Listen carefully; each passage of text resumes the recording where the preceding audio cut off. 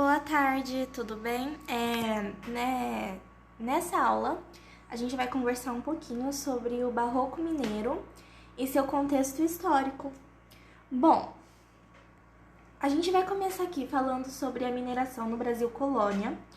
E essa mineração, ela teve início no século XVII e foi até meados do século XVIII, né?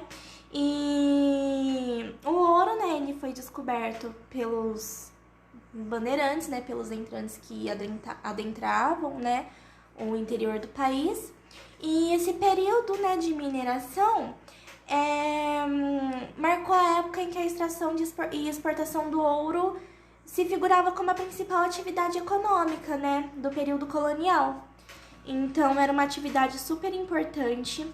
Foi um período em que a coroa portuguesa tinha um controle sobre a colônia brasileira, né, de forma, assim, fortíssima, né, e pegou bem o momento, né, que as exportações do açúcar nordestino tinha caído um pouquinho, né, em decorrência, né, da produção açucareira dos ingleses e dos holandeses no Caribe.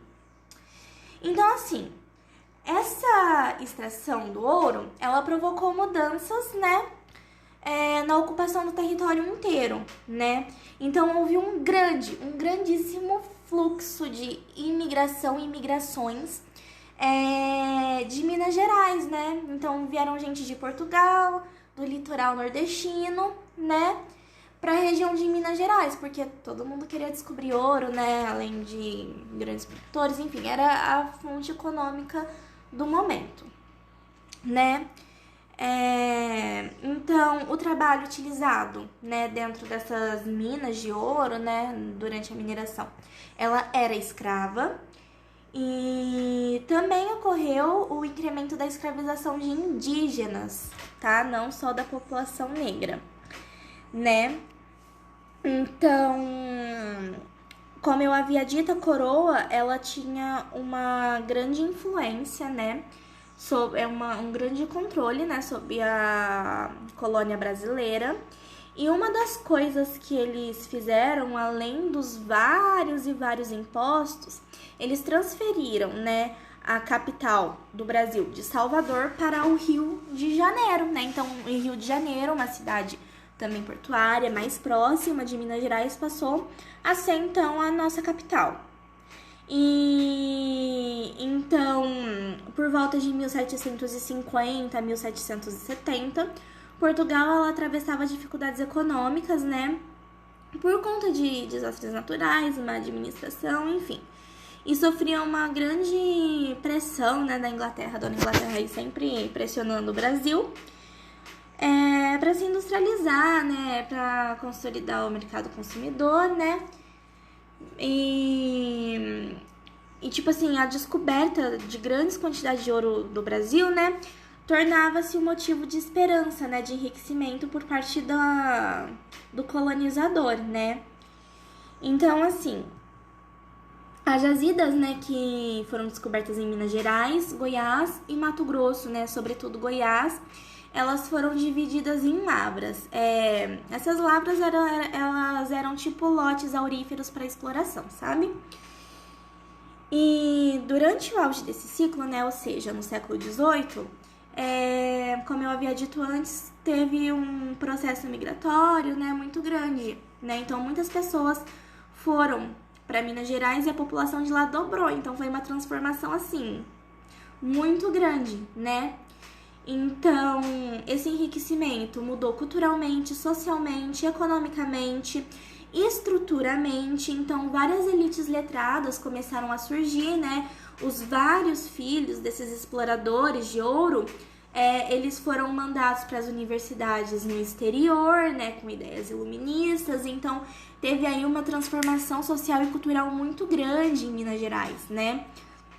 Então, a economia passou a ser mais dinâmica, né?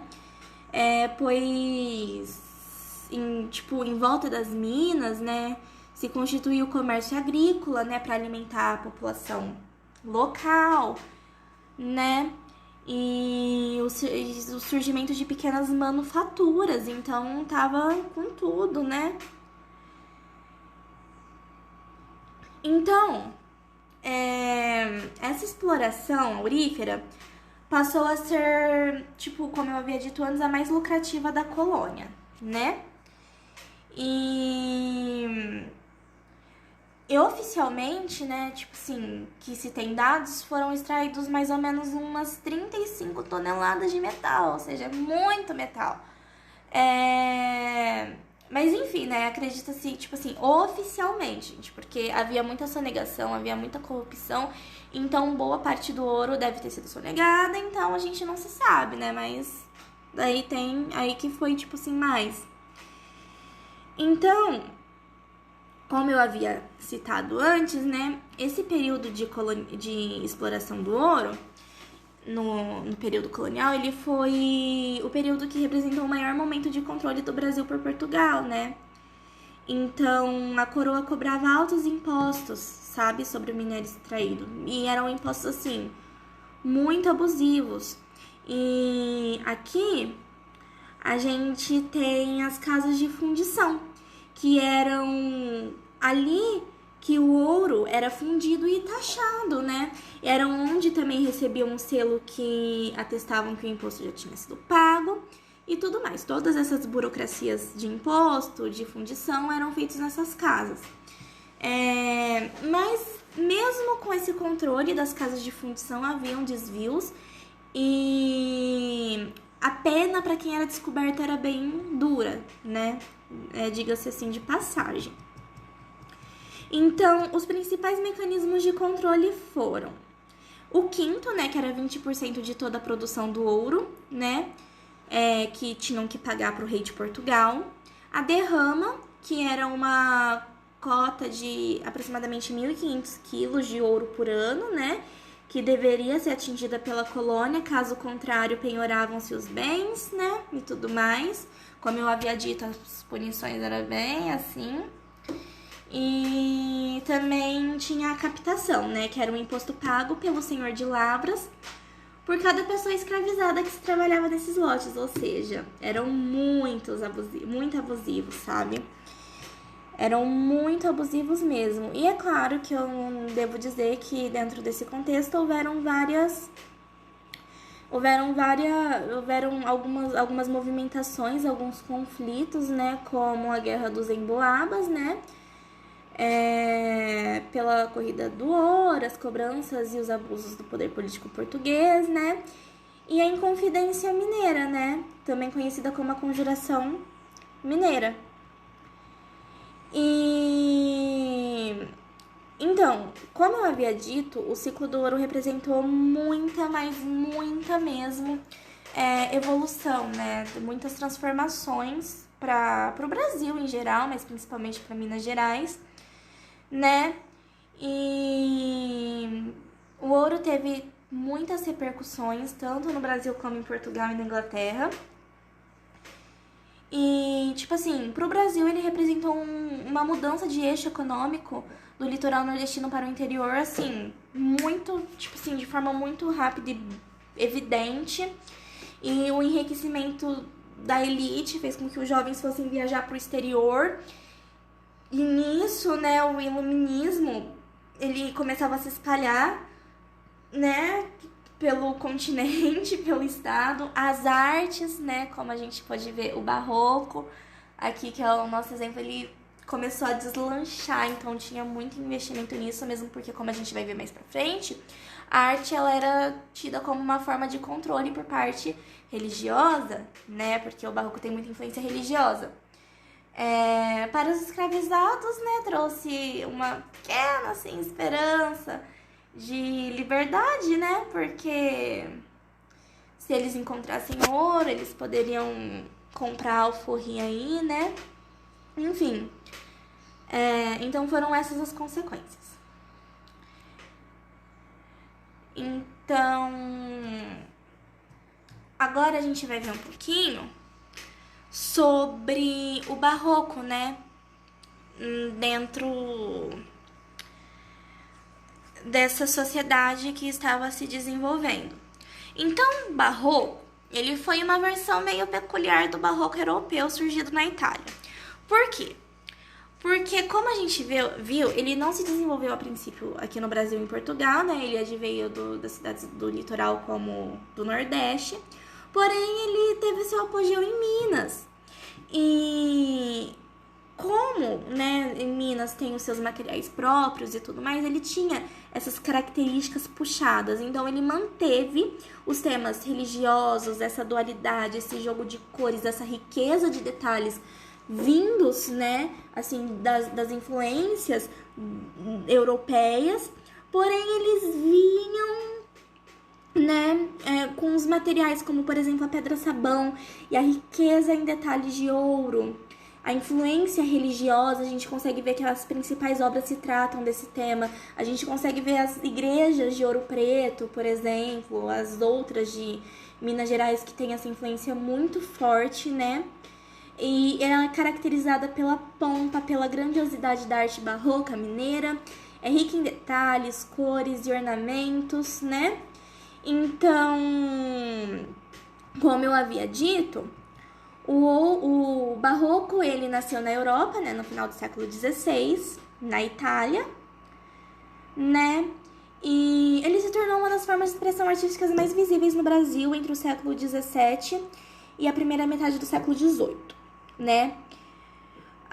Como eu havia dito, as primeiras manifestações do barroco aconteceram no Recife e em Salvador, né?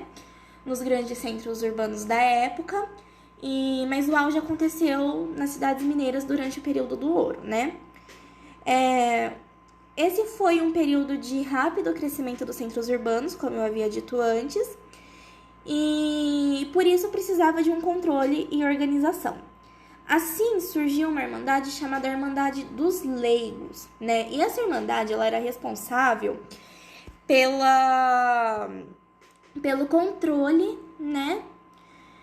E pelo controle das artes, pelo controle da população e tudo mais, e também pela organização das celebrações dos ofícios, das práticas religiosas e o exercício solidário. Então, através da arte, eles viram uma forma de controlar a população, controlar esse rápido desenvolvimento que Minas Gerais estava passando, né? Então, essas irmandades, elas foram responsáveis por caracterizar, né? Tipo assim, elas consolidaram, né? Como forma de organização religiosa e social, né? Então, a arte e a religião, elas foram usadas, como eu havia dito antes, como uma forma de controle, né? E as associações dos leigos, né, foram, assim, os grandes financiadores dos trabalhos de artistas e artesãos do período. Então, assim, a religião, ela não pode ser desassociada do campo religioso, né? Enfim. E esse foi o apogeu, né? Foi o período em que o Brasil mais teve desenvolvimento artístico durante o período histórico e tudo mais. Aqui tem uma foto, né, da mineração em Minas Gerais. E agora sim, né, a gente vem aqui para a temática o barroco. Como eu havia dito, o barroco, o barroco, né, ele surgiu no século XVIII e XIX. O barroco mineiro, ele veio aqui entre os séculos 17, 18, 19, né? Com temática religiosa, então a gente consegue ver igrejas, por exemplo, os 12 profetas do Aleijadinho, as pinturas nas capelas, né? Principalmente em Minas Gerais. Ele apresenta dualidade e contradições, então, como eu disse, aquele jogo de cores, luz, sombras, né? É rico em ornamentos e em ouros materiais nobres, né? Nessas representações artísticas. As pinturas, elas apresentam cores vivas, então vai ter muito vermelho, por exemplo, né? As pinturas, os materiais típicos da região, como eu disse, era peculiar exatamente pelo uso, né? Peculiar pelo uso, né? Desses materiais típicos mineiros, tipo a pedra-sabão e o cedro. Riqueza de detalhes, então, vai ter uma relação aí com o rococó e vai ter muito detalhe. Então, quando se entra numa igreja, vocês vão ver, quando mostrar a pintura, né, de uma das capelas feitas pelo mestre Ataíde, que é muito rico em cores, muito rico em detalhes, é exagerado, é muito detalhado, tem exagero, tem pompa, é muito detalhe. E tem um estilo peculiar mineiro, como eu já havia dito antes. Aqui tem os principais artistas, né, que é o Aleijadinho, o mestre Ataíde, como a gente pode ver aqui, né, a gente tem um ser celestial, não sei se pode dizer assim, mas é uma figura santa central, em volta vários anjos, várias nuvens, muito rico de formas, muito rico de detalhes. Aqui a presença da cor vermelha, da cor forte, muito jogo de luz. Aqui a gente tem a parte mais escura e aqui a gente tem a parte mais clara. Vocês percebem? Aqui a gente tem a dualidade dos que estão acima e os que estão abaixo. E aqui a gente tem os 12 profetas. Aqui não tem os 12, mas já dá para ter uma ideia de como eles eram, né? Então, a gente também vai ter a arquitetura, né, barroca em Minas Gerais. E eu não, tipo assim, Minas tem uma geografia muito montanhosa e irregular, né? Isso daí é uma característica das cidades históricas de Minas. E isso permitiu que o barroco mineiro desenvolvesse uma arquitetura também em estilo próprio, né? Não só pelos materiais, mas também pela geografia. Então, esses terrenos, né, cheios de morro e de vales, colaborou para uma urbanização muito atraente, de fato, né? Então, nos pontos mais altos de cada cidade, foram construídos grandiosos templos religiosos, né, mais importantes. Então, as belezas, né, as igrejas, elas eram muito belas, assim, elas se misturam, né, com a beleza natural da região, o que fica magnífico, assim. E a topografia acidentada possibilitou a criação de cenários, né, que ainda hoje fascinam, né, porque é realmente, assim, é estrondosa a beleza e a riqueza de detalhes que eles colocam nas igrejas. É uma característica da arquitetura. As igrejas, como eu havia dito, eles usam muitos materiais nobres, como ouro. Então, assim, né, além das igrejas, né, surgiram os edifícios públicos, obviamente, e inúmeras moradias, né, com essas inovações artísticas que acompanham, né, a vida econômica e financeira da região. Então, conforme iam se desenvolvendo a economia, ia se desenvolvendo as cidades, né? As esculturas, né?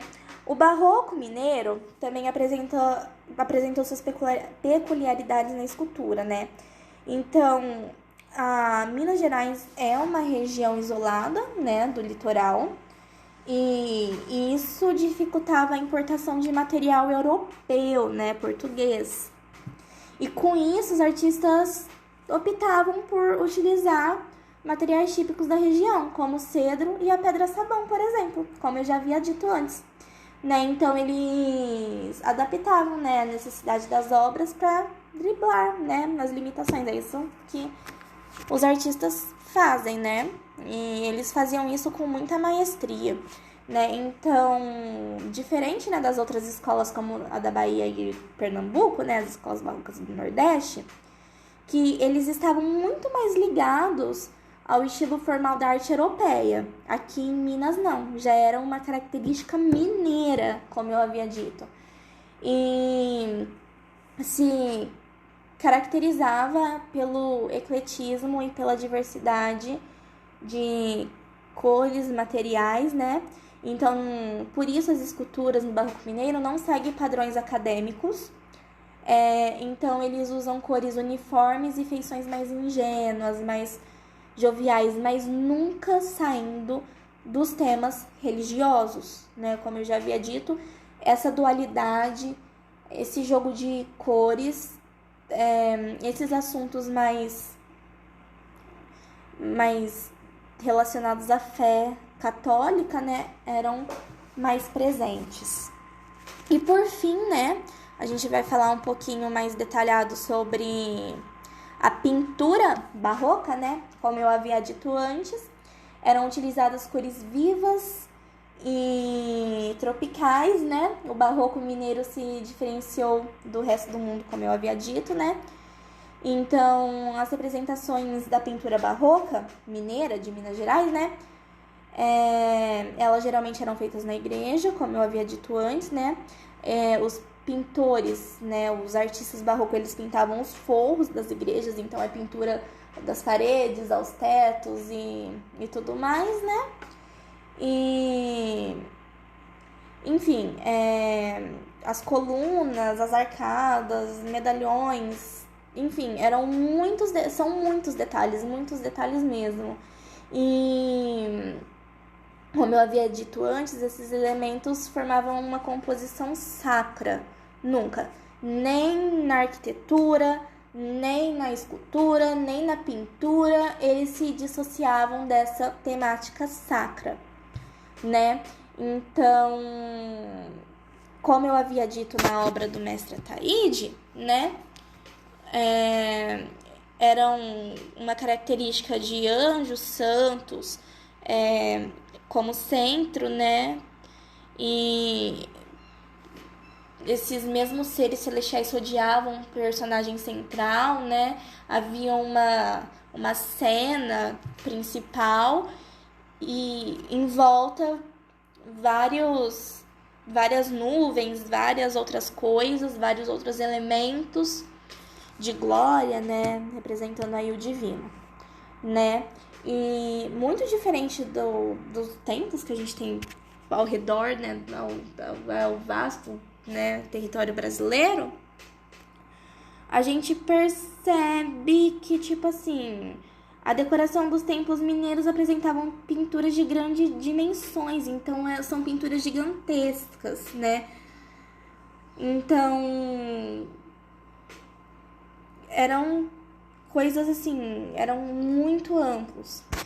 E aqui estão as minhas referências, né? O livro da Glória Koch, que nos caminhos do barroco, né, a arte como elemento facilitador. E aqui a gente conclui que o período, né, histórico que a arte ela está inserida influencia, né, o desenvolvimento econômico, social, cultural, histórico. Ele reflete genuinamente no processo artístico, nos meios artísticos. Então a arte ela reproduz aquilo que tem na sociedade e muitas vezes ela é usada como forma de controle, né? Como forma de controlar uma determinada sociedade por N motivos, seja por desenvolvimento, seja por conter revoltas, enfim.